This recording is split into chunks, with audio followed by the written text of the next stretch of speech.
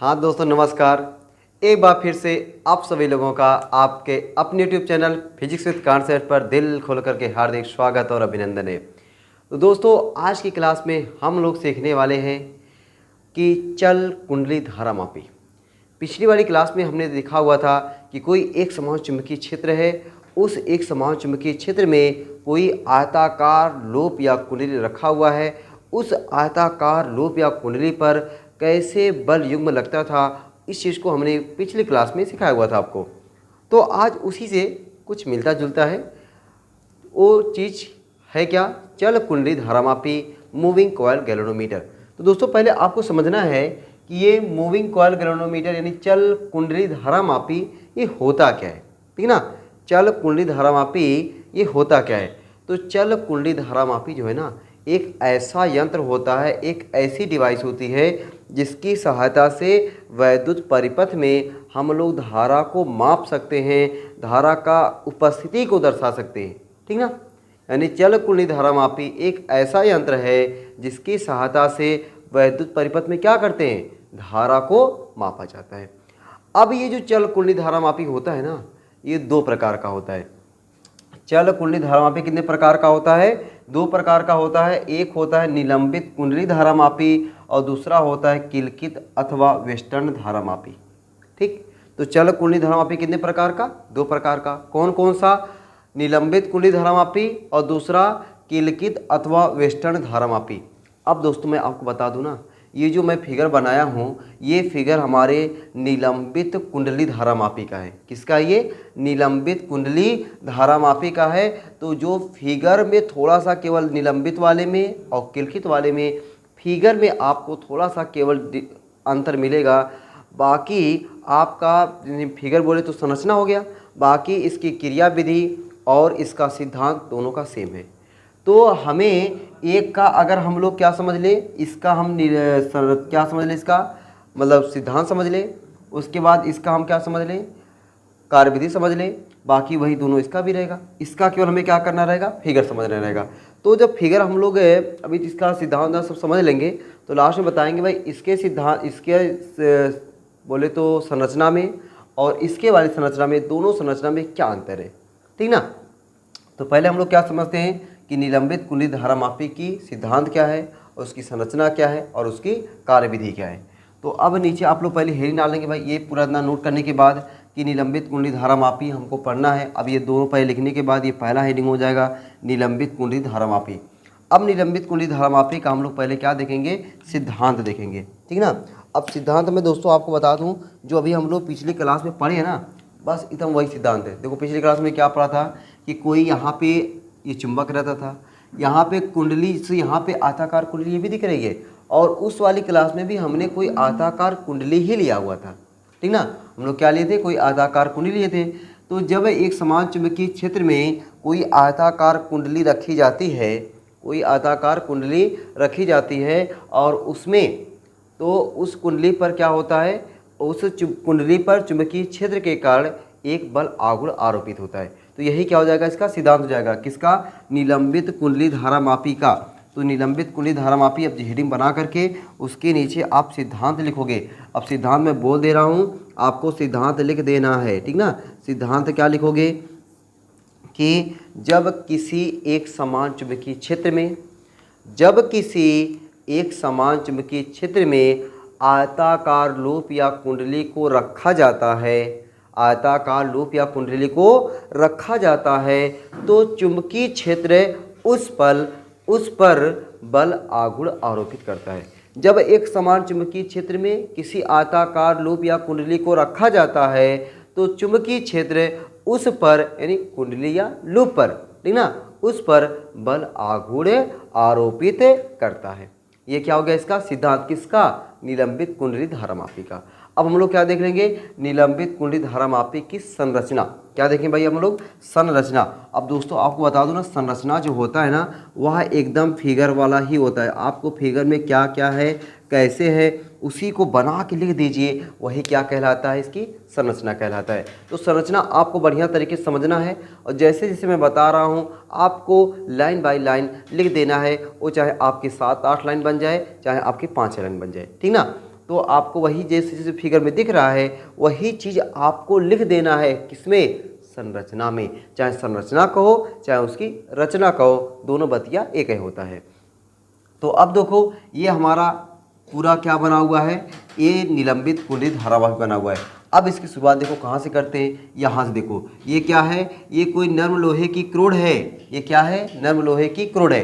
तो क्या लिखोगे, इसमें नर्म लोहे की एक क्रोड होती है, इसमें नर्म लोहे की एक क्रोड होती है, जिसके ऊपर देखो ये वाला पोर्शन क्या दिख रहा है आपको, एल्युमिनियम का फ्रेम, जिसके ऊपर एल्युमिनियम का फ्रेम लपेटा होता है, जिसके ऊपर एल्युमिनियम का फ्रेम लपेटा होता है। इसमें नर्म लोहे की एक क्रोड होती है, जिसके ऊपर एल्युमिनियम का फ्रेम लपेटा होता है।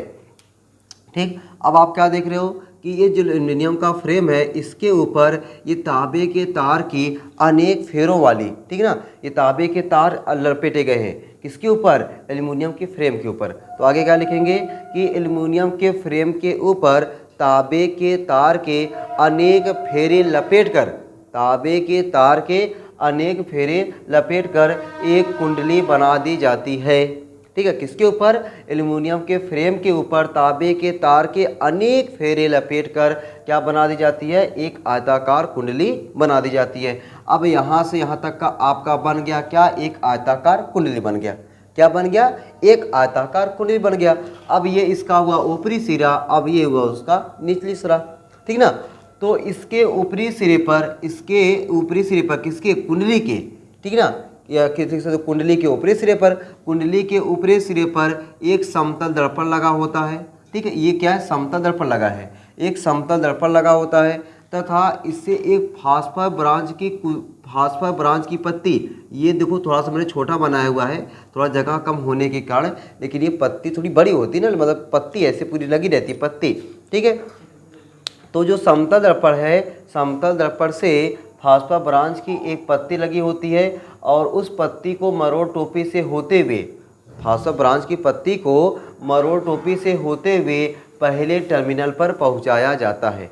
फिर से बार मैं बोल रहा हूं, जो चीज़ें अभी हमने बोला, इसमें नर्म लोहे की एक क्रोड होती है, जिसके ऊपर एल्युमिनियम का फ्रेम लगा रहता है। इसके ऊपर, यानी एल्युमिनियम के फ्रेम के ऊपर तांबे के तार के अनेक फेरों वाली एक आयताकार तांबे के तार के अनेक फेरे लपेटकर एक आयताकार कुंडली बना दी जाती है।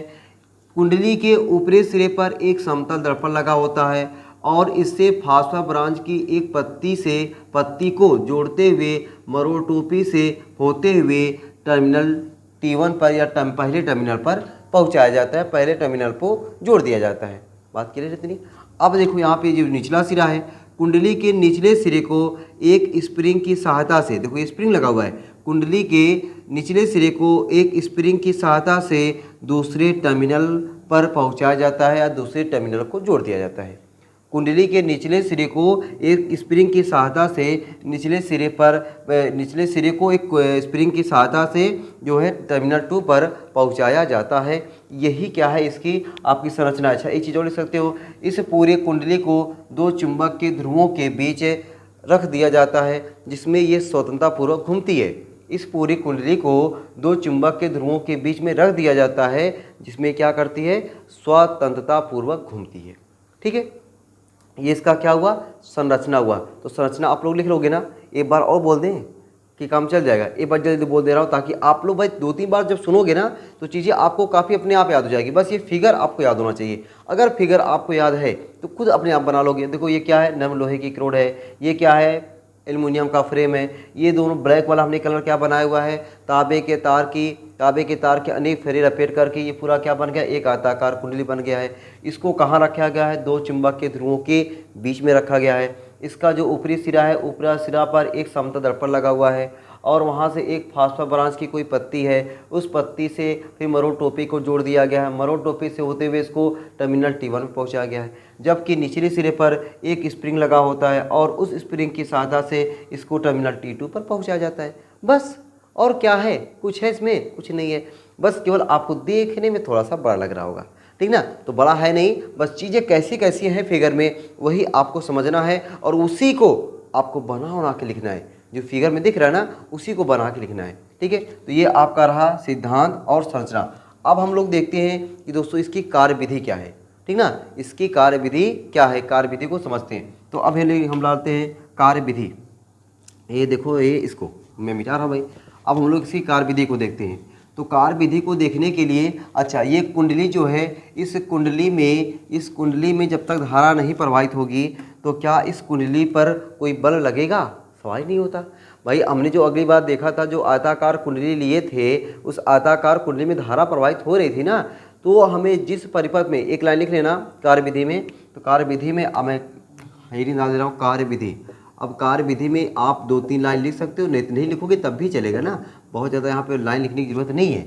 ठीक है, तो कार्यविधि में क्या लिख सकते हो कि जिस परिपथ में या फिर हम लोग कह सकते हैं कि कुंडली पहले टर्मिनल से ना, पहले टर्मिनल में धारा I1 को प्रवाहित किया जाता है। ठीक ना, पहले टर्मिनल में धारा I प्रवाहित किया जाता है। अब जब धारा I को प्रवाहित किया जाता है, वह धारा मरोड़ टोपी से होते हुए इस कुंडली में प्रवेश कर जाता है। ठीक है, जैसे ही हम लोग क्या करते हैं, टर्मिनल I यहाँ से धारा को I को प्रवाहित करते हैं, वह धारा यहाँ से फास्फोब्रांच की पत्ती से होते हुए कहाँ पहुँच जाता है? कुंडली में पहुँच जाता है। जब कुंडली में पहुँच जाता है तो यह कुंडली, वह जो दोनों चुंबक है ना, दोनों चुंबक के ध्रुवों के बीच में स्वतंत्रता पूर्वक घूमने लगती है। जैसे इस कुंडली में धारा प्रवाहित होती है, वह कुंडली जो है क्या करती है कि इस चुंबक के, दोनों चुंबक के ध्रुवों के बीच में वह क्या करने लगती है? घूमने लगती है। जब घूमने लगती है तब इस पर क्या होने लगता है? एक बल आघूर्ण लगने लगता है। क्या लगने लगता है? एक बल आघूर्ण लगने लगता है। और उस, अच्छा, बल आघूर्ण जो लगता है, इसमें तार के फेरों की संख्या क्या है? n है। तार के फेरों की संख्या क्या है? n है। इसमें धारा क्या जा रही है? I जा रही है। कुंडली का क्षेत्रफल क्या है? कैपिटल A है। और यहाँ पे जो चुंबकीय क्षेत्र उत्पन्न हुआ है वह n से s की ओर B हुआ है। तो अब इसमें बल आघूर्ण लग जाएगा ना। तो बल आघूर्ण जो लगता है, तो कुंडली जब घूम रही है तो श्रद्धापूर्वक घूम रही, तो उसके घूमने के कारण इस पर लगने वाला जो बल युग्म आघूर्ण होता है वह टाउ बराबर क्या होता है? NIAB sine theta. टाउ बराबर क्या होता है? NIAB sine theta.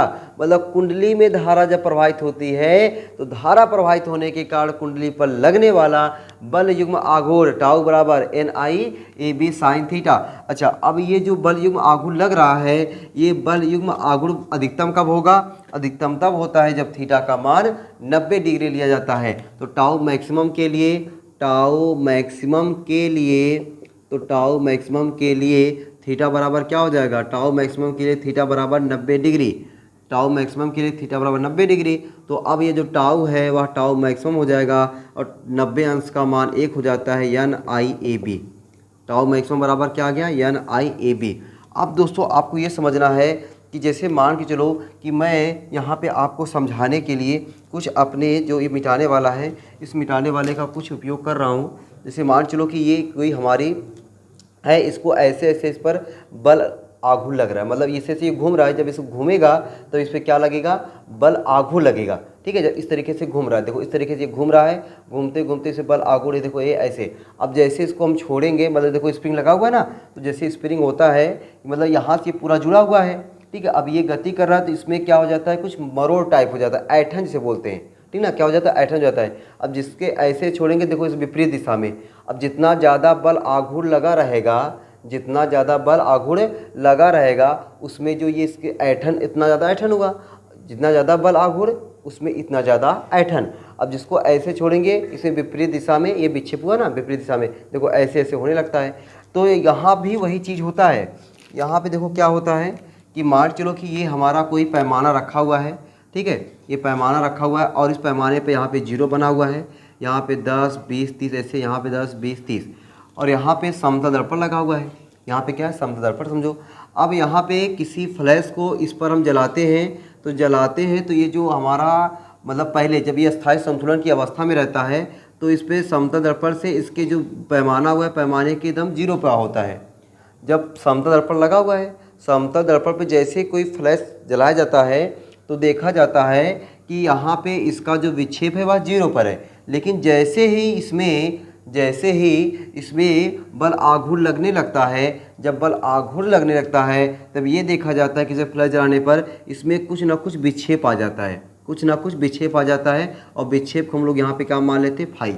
यहाँ पे फाई क्या है दोस्तों, विक्षेप है। और ये विक्षेप कब उत्पन्न होता है, जब इस पर बल आघूर्ण लगने लगता है। तो कहने का मतलब जितना ज़्यादा बल आघूर्ण लगेगा, जितना ज़्यादा बल आघूर्ण लगेगा इस कुंडली में विक्षेप क्या होगा, उतना ही ज़्यादा होगा। जितना ज़्यादा बल आघूर्ण लगेगा कुंडली में विक्षेप क्या होगा, उतना ज़्यादा होगा। तो हम लोग कह सकते हैं कि जो विक्षेप होगा वह विक्षेप अनुक्रमानुपाती होगा किसके, इसमें लगने वाले बल आघूर्ण के। तो बल आघूर्ण लगने वाला मैक्सिमम क्या है, NIAB। अब ये NIAB जितना ज़्यादा रहेगा कुंडली में विक्षेप क्या होगा, उतना ज़्यादा होगा।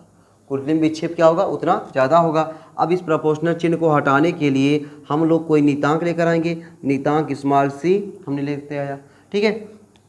तो यहाँ से I बराबर क्या हो जाएगा, I बराबर हो जाएगा C/NAB into phi, NAB into phi.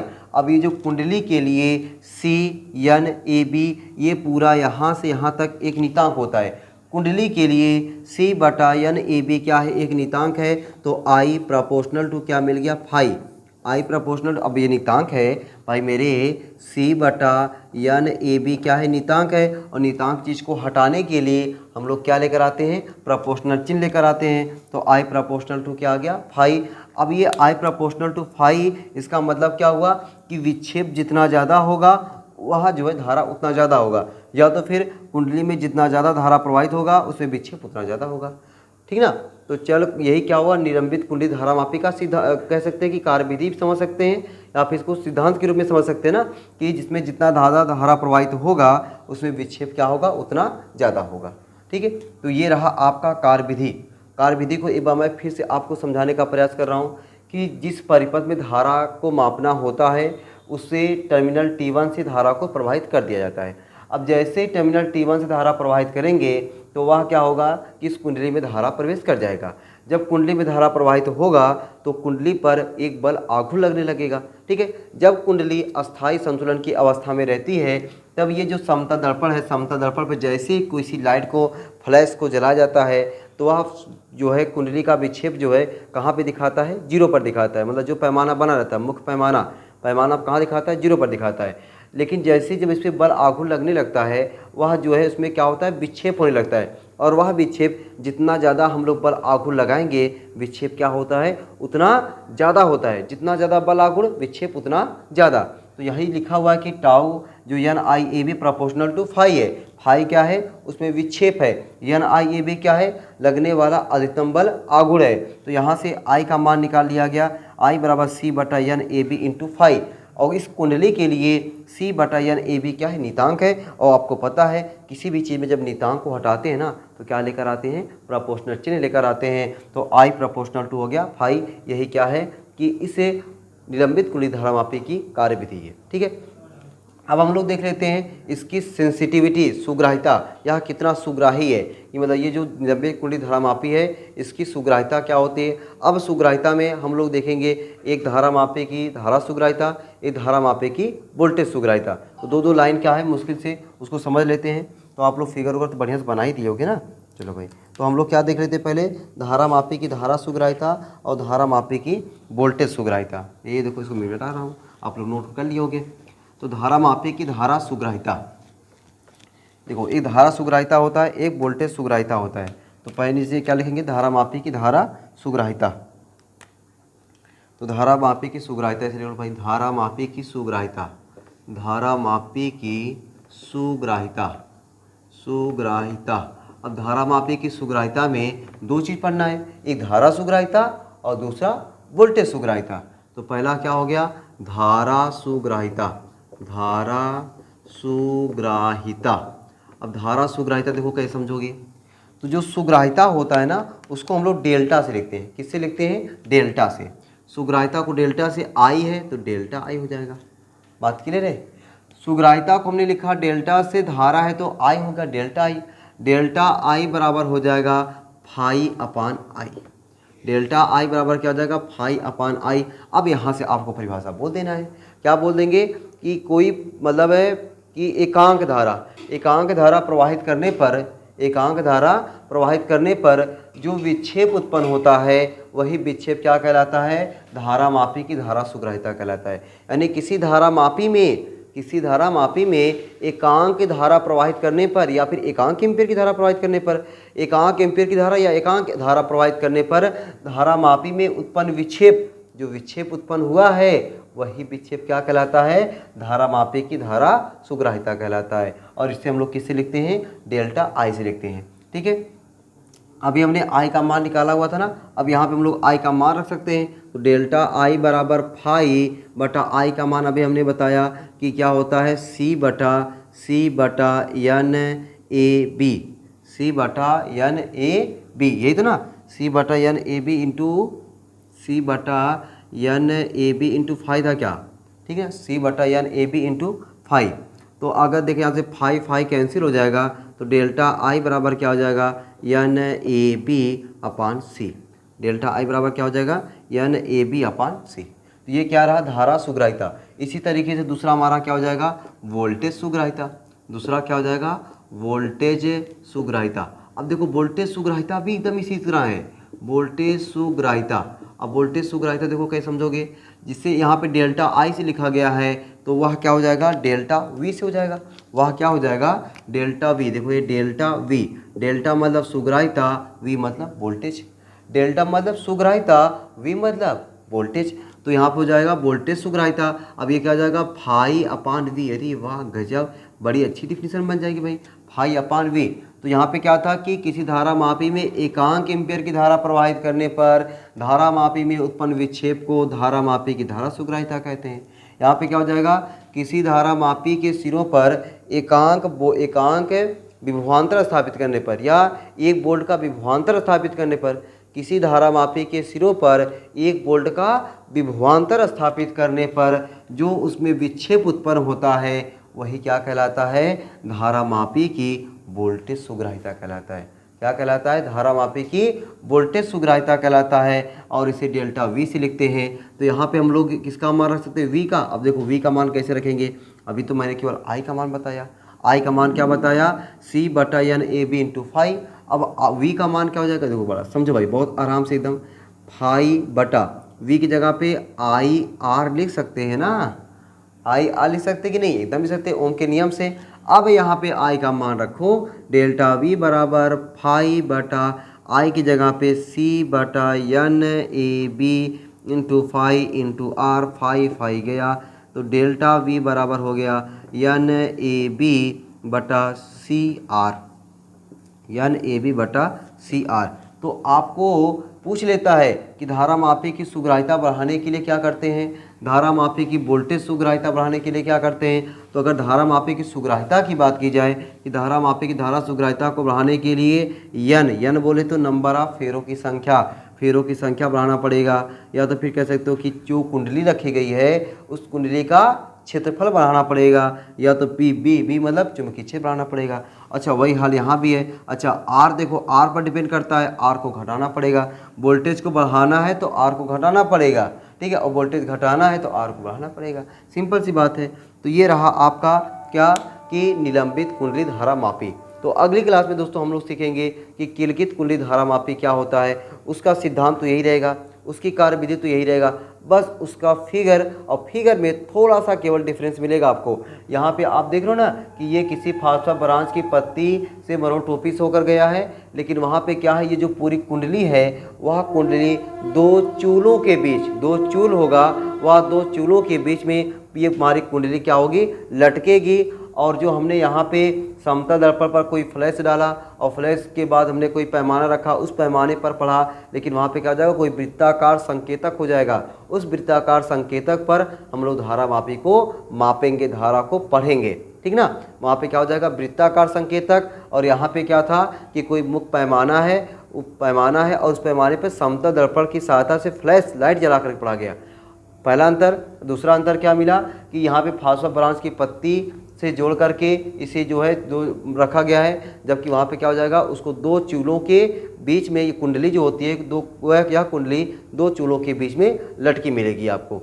तो ये आपको समझना है और ये आपके एग्जाम में आता भी है, ठीक ना, कि आपका कि ये निलंबित कुंडली धारामापी का सिद्धांत, कार्य विधि और संरचना को समझाइए और इसकी सहायता से किसी जो है धारामापी की सुग्राह्यता को कैसे बढ़ा सकते हैं और कैसे घटा सकते हैं, ये बड़े नंबर में बनता है। तो आपको इसको क्या करना है, तैयार करना है। अगर आपको लगे कि हम यहाँ से नोट्स नहीं बना पा रहे हैं तो आप नोट्स के लिए आप कमेंट बॉक्स में मेंशन करिए, तो मैं आपको PDF बना करके नोट्स दे दूंगा, ठीक है, ताकि वहाँ से आप चीज़ों को यहाँ समझिए, आप समझ गए होंगे, बाकी वहाँ से जो मैं नोट्स दूंगा तो वहाँ से आप इसको नोट्स से बढ़िया से बना सकते हो, ठीक है। तो आप लोग ऐसे ही हंसते रहें, मुस्कुराते रहें और पढ़ाई लिखाई भाई ज़बरदस्त तरीके से करते रहें। आपकी वीडियो इधर कई दिन से नहीं मिल पा रही थी, लेकिन अब वीडियो आपको रेगुलर क्लास 12 की वीडियो रेगुलर मिलती रहेगी, क्योंकि क्लास 12 का जो फिजिक्स है वह आपका हर हाल में 15 दिसंबर तक ख़त्म करना है। तो जब ख़त्म करना है भाई तो रेगुलर टाइम वीडियो मिलती रहेगी, तभी ना ख़त्म होगा, ठीक है। तो वीडियो आपको मिलती रहेगी, इधर थोड़ा व्यस्तता था तो नहीं मिल पाई, तो आपको वीडियो बराबर मिलती रहेगी। अभी भाई इस चैप्टर की तो भी केवल 2 वीडियो मिली है ना, तो भी और इसकी चैप्टर की वीडियो मिलती रहेगी। अब इसके न्यूमेरिकल, आपको न्यूमेरिकल इसका बहुत इंपॉर्टेंट है, इस चैप्टर के न्यूमेरिकल जो है काफ़ी न्यूमेरिकल लगवाएंगे और न्यूमेरिकल लगाने में काफ़ी आप लोग को मज़ा दिलाएंगे, ठीक है। तो आप लोग ऐसे ही मस्त रहें, हंसते रहें और अपना और अपने परिवार के सेहत का बढ़िया तरीके से ख्याल रखें। भाई जब सेहत मस्त रहेगा ना तभी पढ़ाई लिखाई को बढ़िया तरीके से कर पाओगे और पढ़ाई लिखाई में कोई बाधा ना हो और पढ़ाई लिखाई बढ़िया तरीके से करते रहें। फिर चलें, फिर मिलते हैं अगली क्लास में, तब तक के लिए सबको बाय बाय।